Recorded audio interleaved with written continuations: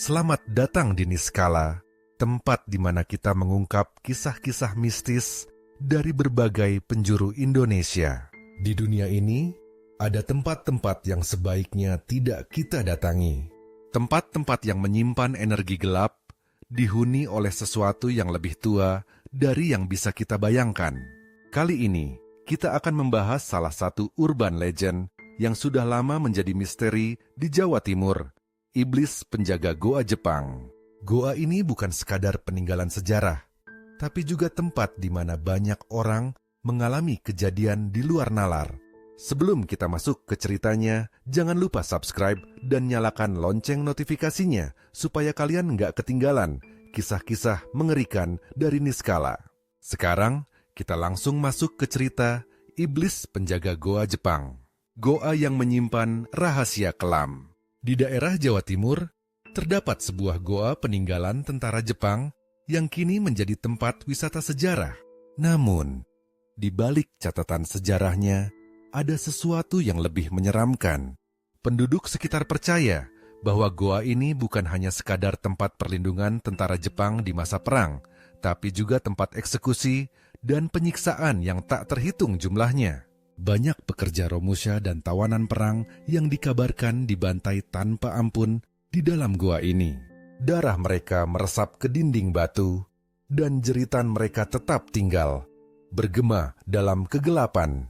Namun, ada sesuatu yang lebih mengerikan dari sekadar arwah penasaran. Sosok penjaga yang tak terlihat. Banyak pengunjung dan warga sekitar yang melaporkan kejadian aneh ketika berada di dalam goa. Ada yang mendengar suara derap sepatu tentara, seolah-olah ada pasukan yang sedang berbaris. Ada yang melihat bayangan hitam melintas dengan cepat, tapi saat dikejar, bayangan itu menghilang begitu saja. Bahkan, ada yang mendengar suara pria berbahasa Jepang yang terdengar seperti sedang berteriak memberi perintah. Tapi yang paling menyeramkan adalah sosok penjaga yang disebut sebagai Iblis Goa. Menurut cerita yang beredar, iblis ini adalah manifestasi dari jiwa-jiwa penuh dendam yang pernah disiksa dan dibunuh di sana. Beberapa saksi yang mengalami kejadian mistis di goa ini menyebutkan bahwa mereka melihat sosok tinggi besar dengan wajah hancur dan mata yang bersinar merah di dalam kegelapan. Mereka yang pernah melihatnya mengaku mengalami mimpi buruk selama berminggu-minggu. Dan ada juga yang jatuh sakit tanpa sebab setelah mengunjungi goa ini. Kutukan Goa Jepang. Beberapa paranormal yang pernah melakukan investigasi di tempat ini mengatakan bahwa goa tersebut masih dihuni oleh roh-roh yang tidak bisa pergi. Terutama karena ritual pemanggilan yang pernah dilakukan di dalamnya.